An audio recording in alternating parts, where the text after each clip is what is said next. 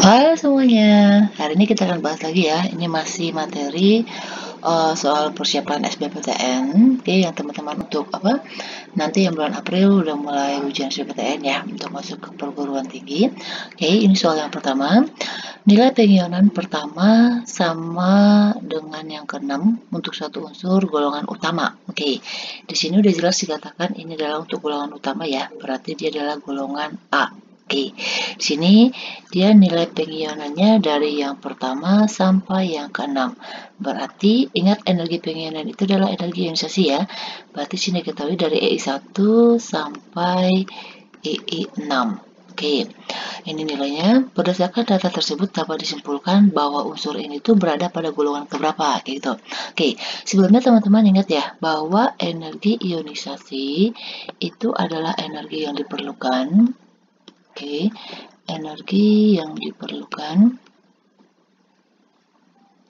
untuk melepaskan satu elektron.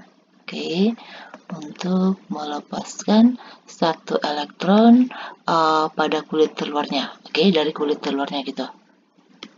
Oke, jadi gini, misal ya kita buat dia kulitnya nih. Oke, nih. Jadi energi ionisasi itu energi yang diperlukan.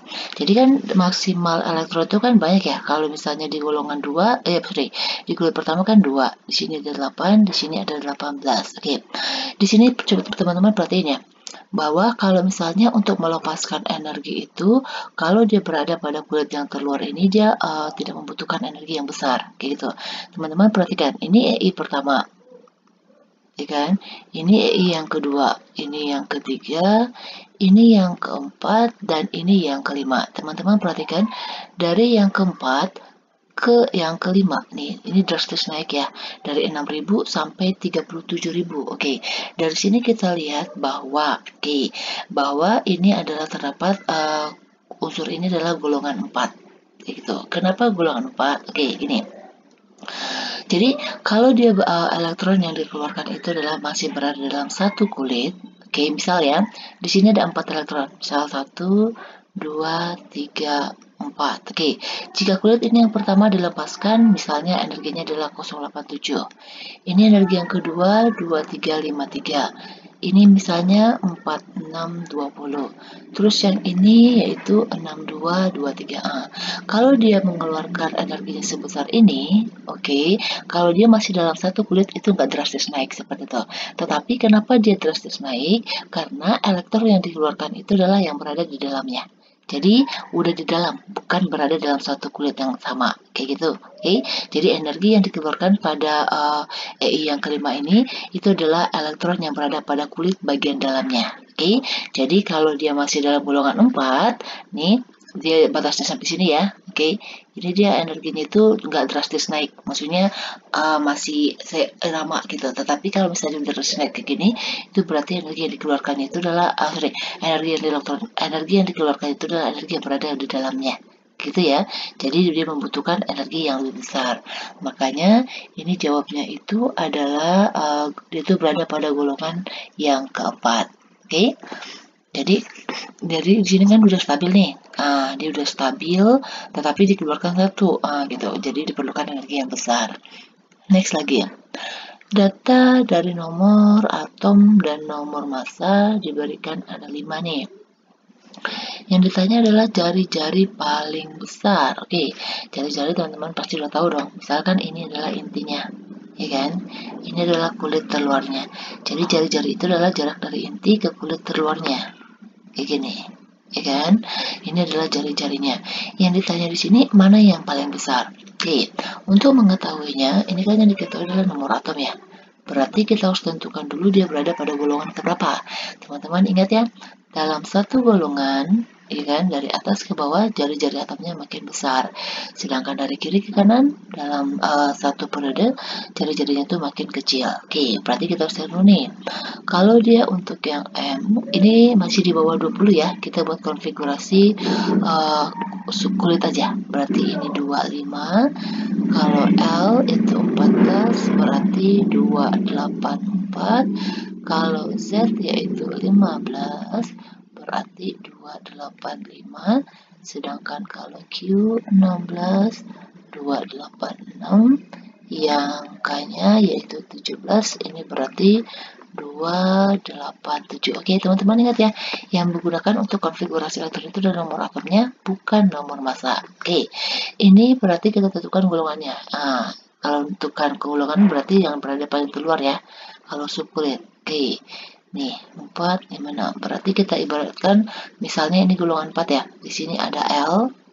Oke, ini periodenya sama ya. Ini periode kedua. Oke, ini periode ketiga, ini periode kedua. Berarti kalau ini golongan 4, ini golongan 5, ini golongan 6, ini 7. Misal ya.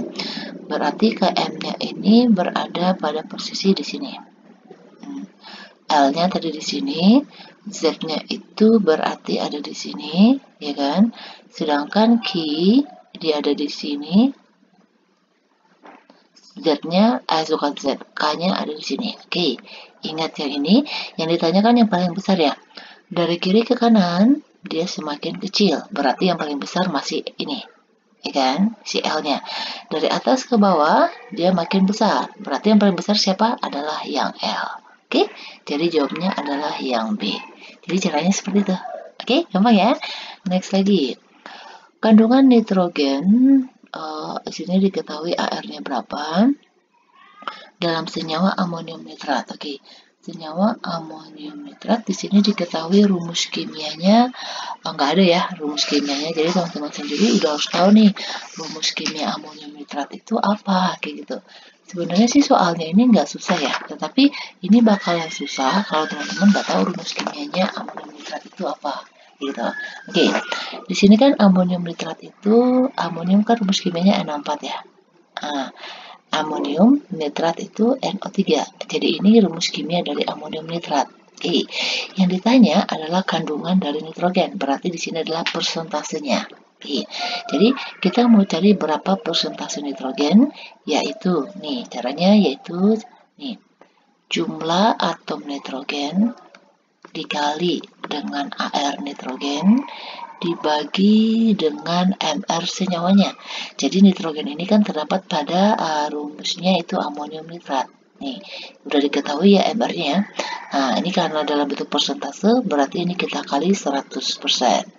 Oke, di sini nitrogennya ada berapa? Ada 2 ya, 1, 2. Berarti 2 dikali ARN-nya diketahui ini 14, ya kan? Per 80 dikali 100. Oke, jadi ini kan 40 nih.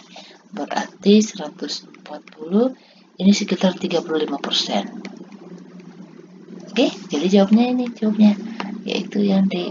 Jadi teman-teman semuanya kalau misalnya belajar kimia itu kalau misalnya ada rumus kimianya sambil diingat ya sekalian supaya teman-teman semakin mudah, semakin banyak belajar, jadi semakin banyak mengetahui rumus kimianya kayak gitu.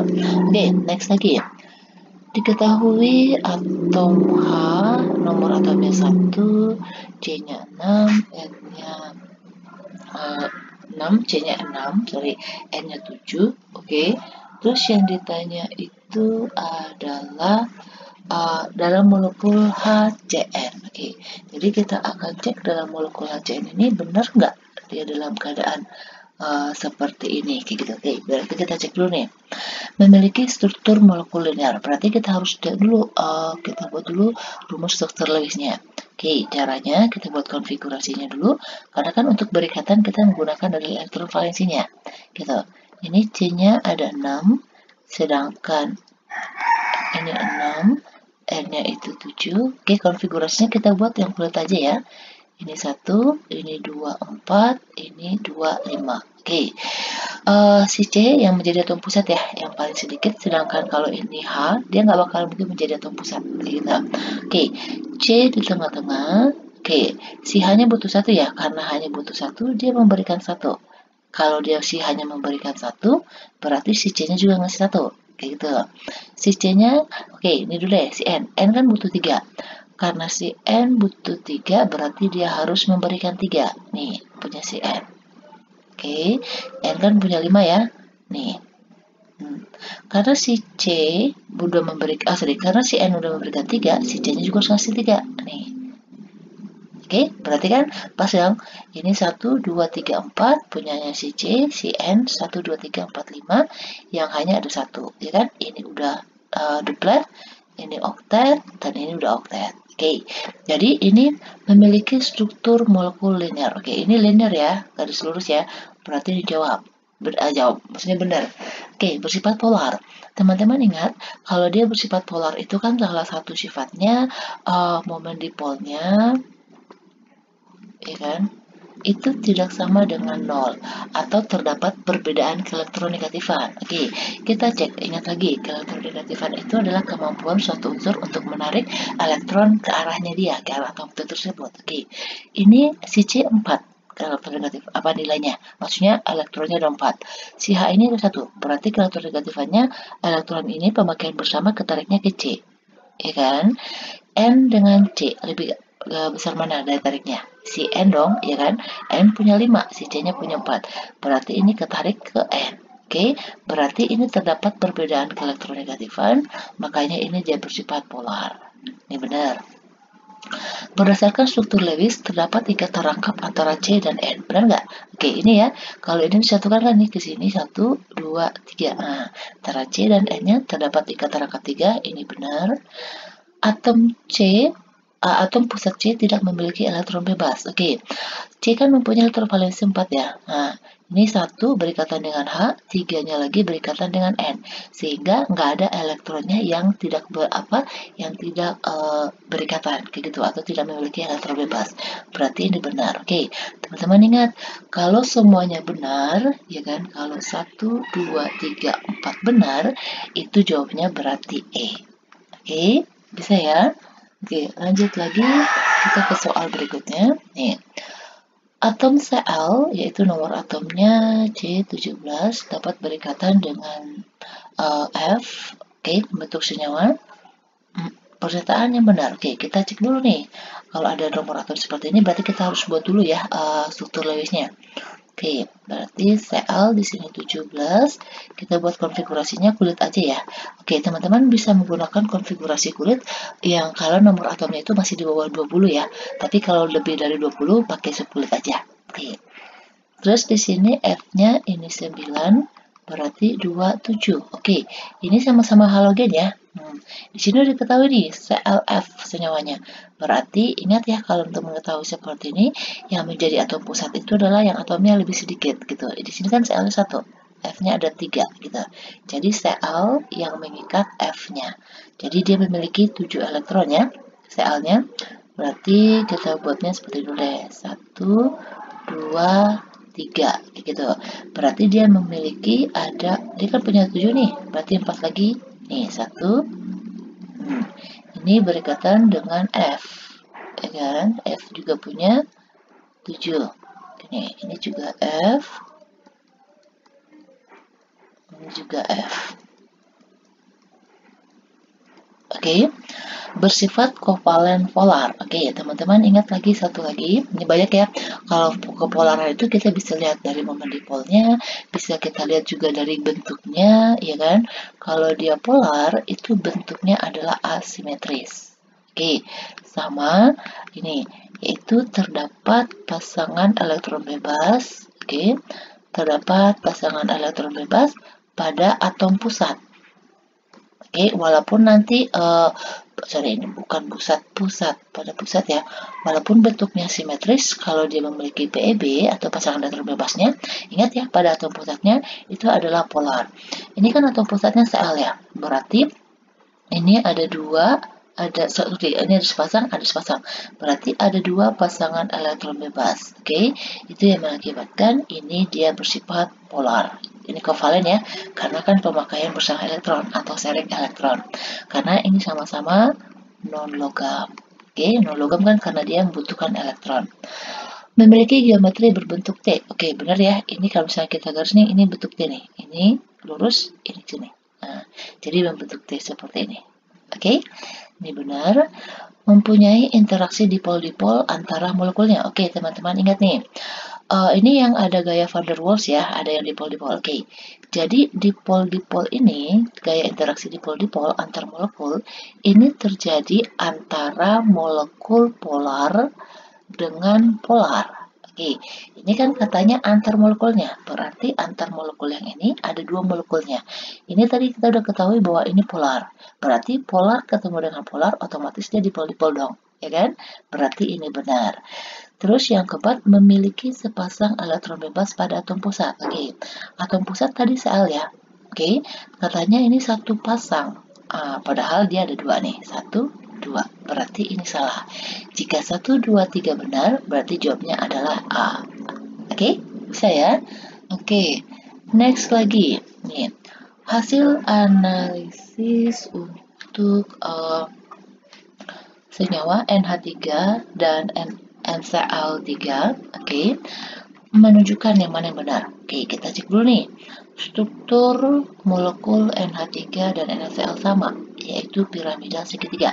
Kita cek. Teman-teman tahu nggak golongan N itu berapa? Pintar. N itu adalah golongan 5. Golongan 5 berarti dia memiliki elektron valensinya 5, gitu ya. Jadi kita gambar dulu nih struktur Lewisnya. Ini NH3, di sini kita buat NaCl3. Oke, berarti N yang menjadi atom pusat, dia memiliki 5 elektron. Nih, di sini ada H, di sini juga ada H, karena H-nya kan ada 3 nih. Di sini juga ada H. Sedangkan kalau ini N-nya juga menjadi atom pusat, dia memiliki 5 elektronnya. Oke, berikatan dengan 3 Cl. Cl itu golongan 7 ya. Berarti di sini ada Cl. Oke, di sini juga ada karena kan Cl yang diikat ada 3 nih. Di sini juga ada Cl. Oke, nah berarti gambarnya seperti ini. Berarti kalau kita buat nih bentuknya, ini kan kalau misalnya kita buat ya, ini A, X. X itu adalah yang diikat. Ada berapa yang diikat? 1, 2, 3. 3. E ini adalah pasangan elektron bebas. Ingat pada atom pusat ya, ini ada 1. Jadi AX3E. Kalau ini A yang diikat ada berapa? 1, 2, 3. Oke. Ada nggak elektron bebas? Ada 1. Katanya memiliki piramida segitiga, benar ya? Jadi AX3E itu adalah bentuknya piramida segitiga. Next lagi, kepolaran molekul NH3 lebih besar daripada molekul NCl3. Oke, kalau kita lihat nilai kepolarannya, nih, teman-teman ingat ya, kalau semakin besar, nih, momen dipol ya, kalau ini kita bisa bandingkan dari nilai momen dipolnya. Nih, momen dipol. Oke, kalau dia polar berarti momen dipolnya tidak sama dengan 0, ya kan? Berarti jika semakin besar nilai momen dipolnya, berarti kepolarannya juga semakin besar. Oke, ini N itu adalah golongan 5, H itu adalah golongan 1, berarti terdapat perbedaan yang sangat jauh, ya kan? Ini N golongan 5, Cl itu golongan 7, berarti perbedaan kiloterdekatifannya nggak terlalu jauh dong, ya kan? Berarti yang paling jauh itu nilai momen dipolnya atau perbedaan kiloterdekatifannya adalah yang ini, NH3. Makanya NH3 itu dia lebih besar kepolarannya daripada NCl3. Oke, berarti ini benar. Titik didih NH3 lebih besar daripada NCl3. Oke, kita cek. Nih, teman-teman ingat nggak NCl3 itu kalau kita gambarkan NH3 dulu deh. Ini kan ada H nih. Ini ada H. Nih, jadi kalau misalnya ini dia itu bisa berikatan, teman-teman kalau masih ingat yang namanya ikatan hidrogen. Oke, jadi antar molekul, ya ini itu dia bisa membentuk ikatan hidrogen yang ini. Oke, N dengan H. Jadi ikatan hidrogen yang ini. Oke, ikatan hidrogen. Jadi kalau ada ikatan hidrogen itu dia titik didihnya lebih besar. Oke, jadi antara N dan H ini dapat membentuk ikatan hidrogen. Teman-teman ingat ya, ikatan hidrogen itu terbentuk antara unsur H dengan unsur yang memiliki elektronegatifan yang lebih besar yaitu unsur N, O, F. Oke, ingat ini antar molekul, bukan di dalam satu molekul. Oke, ini molekul pertama, ini molekul yang kedua. H-nya dari sini, N-nya dari sini. Makanya terdapat ikatan hidrogen. Oke, jadi ini benar, titik didih NH3 itu lebih besar daripada NCl3 karena di NH3 terdapat ikatan hidrogen antar molekulnya. Oke, energi ikatan NH lebih kecil daripada NCl3. Oke, gini ya. Jadi karena dalam NH3 ini terdapat ikatan hidrogen antara N sama H-nya, ya kan? Ini yang mengakibatkan dia itu lebih kuat atau lebih besar nilainya daripada NCl. Jadi ini salah. Oke. Berarti ini jawabannya 1 2 3 yang benar. Berarti ini jawabannya adalah yang A. Oke. Dan demikian dulu ya untuk pembahasan kita untuk part yang ini. Semoga teman-teman bisa terbantu nih, bisa lebih banyak latihannya, dan juga nanti pas waktu ujian SBMPTN teman-teman udah bisa jawab semuanya. Demikian dulu, please jangan lupa subscribe dan share ya. Terima kasih.